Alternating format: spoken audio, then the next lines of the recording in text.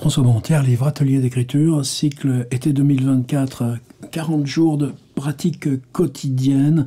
On est là 20, c'est juste le petit pont au milieu, mais nous, c'est pas des ponts, on a l'impression que ça s'élargit chaque fois, qu'on a encore plus d'inertie, plein de choses là, qui se développent souterrainement, et c'est ça qui est bien.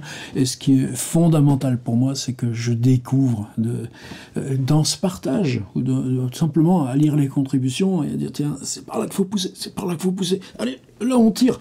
C'est très physique, un atelier d'écriture, mais quelque chose que je n'avais pas prévu, y compris en appelant ce cycle anthologie, c'est-à-dire repasser par des propositions qu'on a pu traverser. On fait des cycles là, et il y a plus d'une vingtaine de cycles, 240 propositions, et des choses là où tu te dis, là il y a encore à piocher, ou bien, celle-ci, quand je l'avais fait à tel endroit, dans tel workshop, tout ça, là on avait trouvé autre chose. Et ce que je suis en train de découvrir aussi, c'est cette idée de sous-série. C'est-à-dire, si on fait l'atelier hebdo, on change de thème, on rassemble une proposition avec une consigne évidemment très claire. Tandis que là, par le jour, on peut se dire, je prends ça, et je le retourne et je le regarde dans l'autre sens.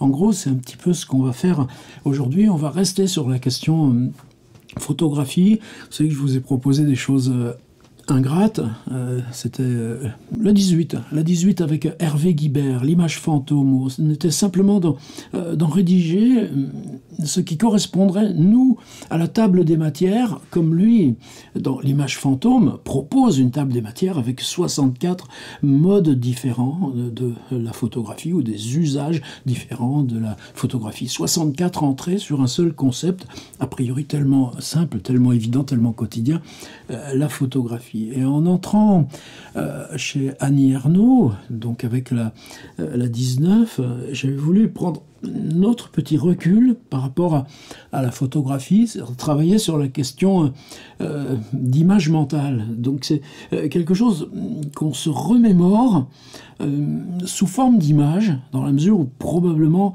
en quelques décennies, on a développé de façon totalement imprévue, nous, espèce humaine, des modes de souvenir, de traitement de ce qui se présente comme image, sans avoir besoin de texte ou de récit qui l'accompagne. Et dans le prologue à Les années d'Annie Ernaux, elle a cet usage extrêmement surprenant où une phrase lue, une lettre, un échange de lettres entre George Sand et Gustave Flaubert, ou une silhouette aperçue à un moment là dans telle rue ou telle gare, ou une publicité là, remontant à son enfance, des éléments qui sont comme des images orphelines, c'est ainsi que j'ai appelé la proposition, mais qu'on a mémorisé dans la même technique, le même vocabulaire, probablement la même disposition mentale de neurones, ça je m'écarte un petit peu, qu'on le ferait pour des photographies. Et pourtant, c'est-à-dire qu'elle utilise le modèle de la photographie pour l'élargir à d'autres objets qui sont eux-mêmes traités comme images. Là aujourd'hui, on va, j'espère, trouver le bénéfice de ces deux séances ingrates, avec une proposition qui pourra sembler simple, mais moi ça fait 30 ans que je fais des ateliers d'écriture, il y a toujours eu des questions, comment c'est infini, revenir à la photographie, travailler sur la photographie, j'ai des réservoirs de textes là, et ça, c'est tout simple, mais j'avais jamais tenté. Et c'est juste une toute petite expression d'Annie Ernaux. Vous savez, on a ça aussi dans le W de Georges Perec. J'ai 3 souvenirs d'école. Alors lui, il n'y a pas de négation. J'ai 3 souvenirs d'école. Et tout d'un coup, l'abîme où on bascule, c'est que comment, sur quelque chose qui commence à 3 ans et qui dure jusqu'au baccalauréat, disons, même si on limite à l'école maternelle primaire, comment on peut n'avoir que 3 souvenirs d'école? Bon, compte tenu de la biographie de Georges Perec, ça se comprend. Et tiens, petit rendez-vous à venir dans ce cycle, tout bientôt. Alors pour Annie Ernaux, je vais soulever quelques questions. Et je m'excuse de n'avoir pas la réponse, et j'ai pas non plus trouvé les vraies entrées pour comprendre. Voilà, on va faire ça via écran. Voilà un livre qui est paru en 2011, non pas chez son éditeur principal, Gallimard, mais comme son texte là, regarde les lumières mon amour sur le supermarché d'Auchan, tout près d'où elle habite, on s'en est servi aussi en atelier d'écriture, qui était paru dans une collection à visée sociologique au Seuil, et bien là ça paraît chez un éditeur, Nil, qui invente une collection, une commande, et la commande c'est adresser une lettre qu'on n'a pas écrite. C'est expliqué dans le livre, écrire une lettre, une seule, c'est s'offrir le point final, s'affranchir d'une vieille histoire. Après avoir rédigé sa lettre au père, Kafka avait ainsi préféré la ranger dans un tiroir. La collection Les Affranchis fait donc cette demande à ses auteurs: écrivez la lettre que vous n'avez jamais écrite. Et ce qui est surprenant, mais qui n'est pas sans un certain parallèle avec Marguerite Duras. Dans ce texte Écrire, il y a un texte qui pour moi est totalement autonome, qui s'appelle La mort du jeune aviateur anglais. Et dans le texte La mort du jeune aviateur anglais, on découvre quelque chose qui surgit comme ça abruptement chez Duras.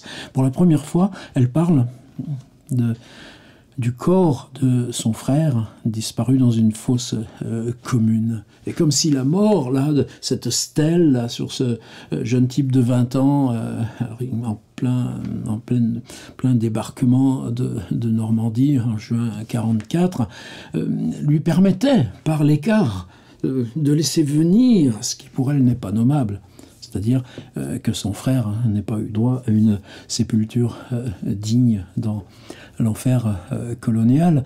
Et là commence, moi, d'une part mes interrogations là, sur ce texte d'Annie Ernaux, qui est un texte éblouissant, formidable, et ma timidité, c'est-à-dire, justement, comme je n'ai pas les réponses, on va juste prendre cette petite expression qui nous concerne, on va la saisir comme ça, comme en laboratoire, on va la ramener dans notre univers et on va s'en servir. Je situe quand même le contexte de cette histoire de lettres parce qu'il y a la question de l'adresse. L'adresse, c'est un tu. C'est un texte qu'on adresse à quelqu'un, et ça, on va le garder. Alors pourquoi l'interrogation? C'est tout simple, l'autre fille, c'est un élément biographique. Les parents d'Annie Ernaux, semble-t-il, ont perdu une petite fille à l'âge de 6 ans. Et une petite poignée d'années après le décès de cette première fille, donc à 10 ans d'écart, vient celle qu'on connaît nous.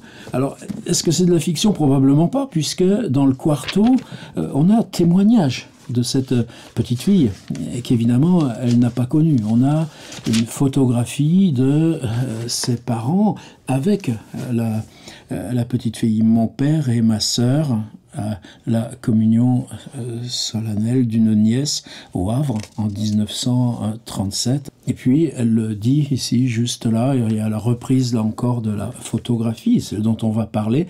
Je sais depuis quelques années que ma sœur est morte le 14 avril 1938, toujours autant de colère, de révolte devant l'attitude. Le récit de ma mère tel que je l'ai entendu à 9 ou 10 ans, une petite sainte qui en mourant a dit: je vais retrouver la Sainte Vierge et le bon Jésus à 6 ans et demi, morte de la diphtérie. Bref, la pauvreté, l'ignorance, pas de vaccin, l'inacceptable. Ici, j'en pleure encore à 50 ans bientôt. Or, ce texte-là a été rédigé, je ne sais pas s'il nous donne les éléments pour ce journal qui est si important dans le quarto, 1974, donc quasiment un tiers de siècle, plus de 30 ans avant le texte écrit L'autre fille aux éditions Nil, et le quarto, lui, paraît en 2019. C'est-à-dire, quand le quarto paraît, le livre existe. Alors, est-ce que c'est pour une question de droit? Je ne sais pas. Mais ce qui est étrange, c'est que écrire la vie, là, que ce soit la honte, que ce soit Armoire vide, que ce soit les années, ou tout simplement parce que ces photos sont présentes, là, dans le texte, tandis qu'elles ne le seront pas dans L'autre fille.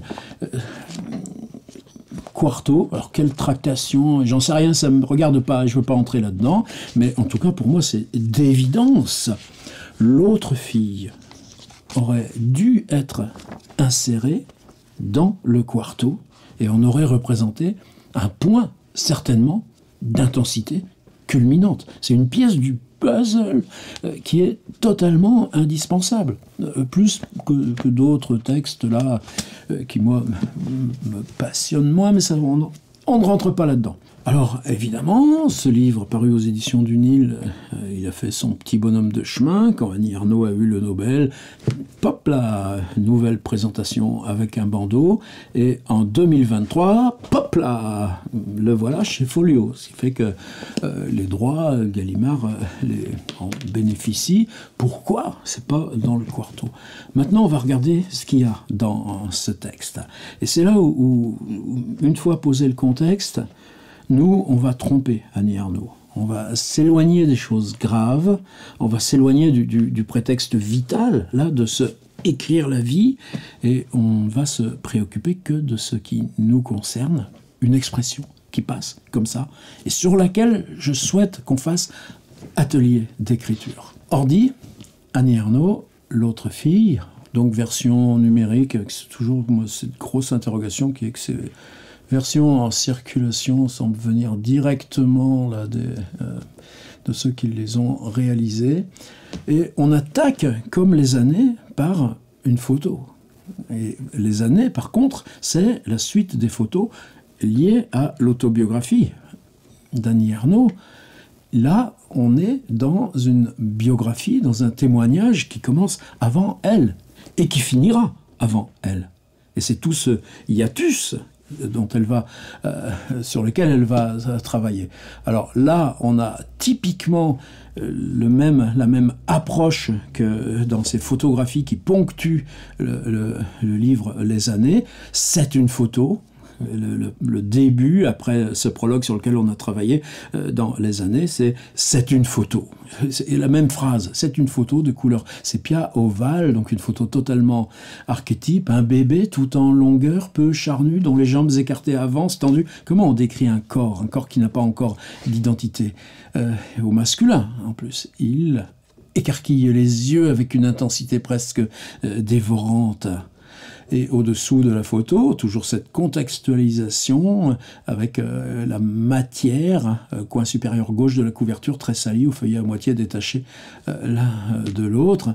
Et cette phrase, que j'ai reprise dans le petit extrait que je vous donne, « Quand j'étais petite, je croyais, on avait dû me le dire, que c'était moi, et puis, ce n'est pas moi, c'est toi. » Et à partir de ce moment-là, vient un livre qui est totalement unique dans l'œuvre d'Annie Ernaux. Je dis totalement impossible de comprendre les années, armoire vide, etc. sans passer par ce texte. Et pourtant, ben voilà, on est dans cette espèce de misère éditoriale, mais c'est pas grave. Alors, aux alentours de la Toussaint, je vais au cimetière fleurir de tombes. On reste dans le même procédé que Les années, 2008. Donc c'est écrit juste après Les années, comme une espèce d'anticipation. Maintenant qu'on a écrit Les années, ben on écrit ce qu'il y a avant. Mais on le rejoint par le présent. C'est-à-dire que maintenant, quand elle va fleurir à la Toussaint la tombe des parents, elle fleurit aussi la tombe de la petite sœur morte. Je ne sais pas si on pense beaucoup devant les tombes. Et on va continuer. D'après l'état civil, donc là encore des passerelles qui s'ouvrent, par exemple avec Modiano, sur les carnets d'adresses, sur la reproduction littérale, documentaire, des documents d'état civil. Dans l'état civil, tu es ma sœur, tu portes le même patronyme que le mien, mon nom de jeune fille, Duchesne. Dans le livret de famille des parents, enfants issus du mariage, nous figurons l'une au-dessous de l'autre. Et il y a Lillebonne, scène inférieure, tout près d'Yvetot. Donc c'est étrange, c'est que dans cet EPUB, donc dans le fac-similé de la première édition, on n'aura pas les photographies autobiographiques qui figurent dans le Quarto. Par contre, on aura plusieurs reprises, là, mais simplement la maison, la banalité d'une maison. Et regardez, en plus, il y a un panneau sens interdit, un panneau stop. Si tout ça, c'est pas des allégories, il aurait suffi de 30 secondes avec la fonction suppression générative de Photoshop pour enlever et le stop et le sens interdit et même l'électricité et le téléphone et la vieille antenne de télé à râtelier. Maintenant, on revient au texte. Alors, cette question du récit, c'est-à-dire qu'on a, pour avancer, on est dans une lettre mais la lettre n'est qu'une sorte de coquille vide, c'est-à-dire que l'interrogation, le statut de l'auteur, c'est l'auteur qui interroge son propre récit à mesure que le récit avance. Donc on est totalement dans Annie Ernaux et non pas une forme mineure du travail d'Annie Ernaux. Je ne peux pas restituer son récit, seulement sa teneur. Comment on invente du récit alors qu'on a la tâche morale que ce récit corresponde à une réalité, parce que c'est à cette réalité qu'on veut atteindre. En tout cas, du moins, la fouiller, la décortiquer, en prendre ce qui compte pour nous. Donc on ne peut pas tricher.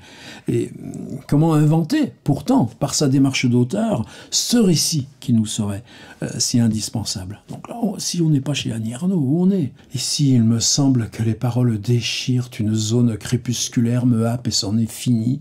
L'autre jour, moi aussi pour l'atelier, je relisais Monique Wittig, où souvent il y a des parenthèses comme ça. Et là, Annie Ernaux, pour ce décrochement, ici, il me semble que les paroles déchirent une zone crépusculaire, me happe et c'en est fini.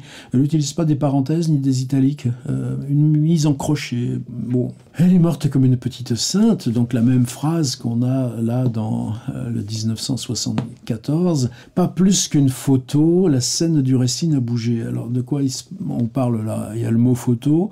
Il s'agit d'une photo? Non, la photo c'est comme ça se transforme plus à mesure.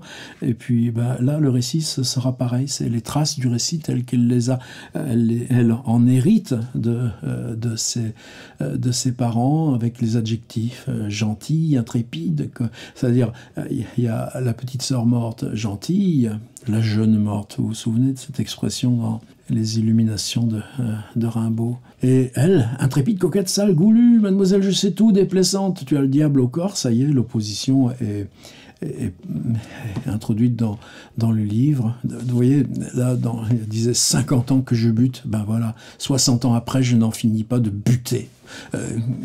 Plus, moins, où, et, la réalité est affaire de mots, système d'exclusion, plus, moins, où, et, avant, après, la vie, la mort. Alors je voudrais bien arriver à ma petite phrase, à celle qui m'a déclenché, de se dire, ah, tiens, j'avais envie qu'on reste un petit peu dans Annie Ernaux. Le récit unique, il n'y en aura jamais d'autre qui inaugure pour moi le monde où tu existes, en morte et en sainte, le récit qui profère la vérité et m'exclut. Il y a une autre histoire, encore un incipit, et là on revient aux photos, mais ces photos à elle. Et ça y est, on est là sur la page 26 sur 98, le livre fait une centaine de pages, c'est bref. Et là, ce petit bout de phrase qui m'a fait dire « Non, on n'est jamais allé voir l'autre fille », eh bien, c'est cette phrase-là qui sera notre proposition numéro 20. Et vous voyez, pour une fois, la consigne tient en une seule ligne. Vous voyez le lien avec Pérec, le verbe avoir. Je n'ai que, où Pérec dit, j'ai 3 souvenirs d'école et c'est à vous de... Quoi? Seulement 3? Elle, c'est je n'ai que 6 photos de toi qui. Alors l'expression, le titre de la proposition, ce sera ça. Je n'ai que 6 photos de toi qui. Bon, toutes étaient données par des cousines, etc. Sur ces photos, je dois voir, cette remarque me trouble. Et après, on a le cœur là du récit. Et les photos reviennent. Mais l'interrogation, je dis, cette mise en abîme formidable, là, qui échappe totalement à cette proposition initiale de l'être, c'est l'interrogation sur le récit. C'est-à-dire, comment je peux construire un récit alors que je n'ai pas les éléments du récit? Je les ai pour mon récit, mais si je dois basculer dans l'envers, mais un envers qui est aussi un amont, quelque chose dont je ne dispose pas. Et en brassant cette distance et cette symétrie, eh bien, je peux faire en sorte que ce chemin devienne le livre. D'où l'incroyable et qui ne figure pas là dans cette compilation Quarto. Le récit que j'ai surpris était le premier, le dernier. Ils ne m'ont jamais parlé de toi. Donc le récit impossible, ni l'un ni l'autre, donc les parents. Et là on revient aux photos. Je ne sais quand les photos ont été caché, etc. Donc la disparition, la réapparition, l'appropriation matérielle. Je ne peux pas faire un récit de toi. Je n'ai d'autre souvenir de toi que celui d'une scène imaginée, une scène dans laquelle se confondent la morte et la sauvée, c'est-à-dire par l'identification d'elle, auteur, via le personnage de petite fille à sa sœur décédée, à un moment donné, sur un point précis. À ce moment-là, elle peut franchir la cloison et aller. C'est un livre magnifique, c'est cela. Il y a aussi cette permanence-là d'Annie Ernaux, hop là, on interrompt, c'est là on a des paragraphes, ouverture, je ne pouvais pas, je n'aimais pas, donc leur douleur, longtemps, je l'ai entendu sans l'identifier, sans la reconnaître, et là tout d'un coup, il n'y a pas le point final, et ça part sur une forme beaucoup plus versée, dans la plainte rauque de la chatte à laquelle on arrachait ses petits pour les enterrer vivants à la mode paysanne et que j'ai décidé un jour de déterrer aussitôt, etc. Dans l'évangile de Matthieu, la religion évidemment tout le temps présente, dans le seuil vers de chénier que j'ai retenu, elle a vécu Myrto, la jeune Tarentine, moi je l'ai le Pléiade d'André Chénier, c'est un de mes fétiches, je ne vivais pas dans leur douleur, je vivais dans ton absence. Bon, allez y voir, n'y allez pas. On revient à cette phrase-là. Je n'ai que 6 photos de toi. Qui? Laissez tomber le qui? Ben nous, maintenant, on laisse Annie Ernaux. Merci quand même. Qu'est-ce qu'il y a de nouveau dans mon adresse? On a toujours travaillé sur les photographies. Narrateur ou auteur et photographie prise comme terminale et inséré dans un autre pacte, celui du lecteur. Et on travaillait sur les formes textuelles qui permettent de travailler sur d'autres formes matérielles, mais qui, elles, se présentent comme images. Quelquefois, les personnages sur la photographie, on les connaît. Mais tout d'un coup, là, c'est juste ça ma proposition. Sur ces photographies, il y a un personnage. Une photo de toi. Même la proposition au début, je voulais l'appeler « de toi ». Et on s'adresse au personnage à travers la photographie. Alors, où est-ce que vous allez les prendre? Ben ça vous regarde. C'est pas forcément des choses dans l'archéologie familiale. Tout est ouvert. Le seul point de départ, c'est que sur ces quelques photographies, LC6, une suffit. Sur cette photographie de toi, évidemment, le pacte, il s'établit via le rectangle photographique. Le pacte s'établit à travers l'image, par l'image. Mais au travers de l'image, ce qu'on va faire, nous, et c'est encore photographique, c'est traverser l'image, s'adresser au personnage, et toute la dramaturgie de l'image va se révéler par le personnage qui est au-delà. C'est-à-dire que nous, on établit notre camp d'écriture à travers la photographie sur le personnage pour que la photographie se révèle à rebours depuis le personnage. Alors, regardez sur Tiers-Livre le sommaire du cycle photographie, par exemple. On a tout le temps travaillé là-dessus. Mais cette chose si simple, le « de toi », eh ben, je ne l'avais jamais utilisé. Et hier soir, non, c'est juste ça. C'est pas trop simple? Non, c'est pas trop simple, puisqu'on ne l'a jamais fait. Et que là, on vient de préparer 2 séances où on est lesté, on est lourd de photographies. On a ouvert les trappes à mémoire. Ben, dans cette trappe à mémoire, quel est ce personnage? C'est qui le « de toi » ? C'est qui sur la photo? Peut-être vous le connaissez pas d'ailleurs. Pourquoi pas? Tenez, on va finir là-dessus. Est-ce que vous vous souvenez de cette photographie de Nadar, photographiant je ne sais plus qui, mais vous la retrouverez facilement. Et c'est que c'était des temps de pause extrêmement longs. Disons 3 minutes, 4 minutes, peut-être 8 minutes, avec ces grandes plaques de verre. Donc le personnage qu'on photographiait, le sujet de la photographie, devait se tenir immobile, serein, un petit peu figé. C'est ça qui fait l'attention à la beauté de ces photographies. Simplement là, Baudelaire, il arrive là, dans l'atelier de Nadar, il passe sa tête par le rideau, Oh zut, je suis dans la photo. Et hop, il repart. Et sur la photographie de Nadar, on a juste un petit bout de tête de Baudelaire qui passe derrière, un petit peu flou. De toi, on y est. Voilà notre vin. Et merci Annie Ernaux.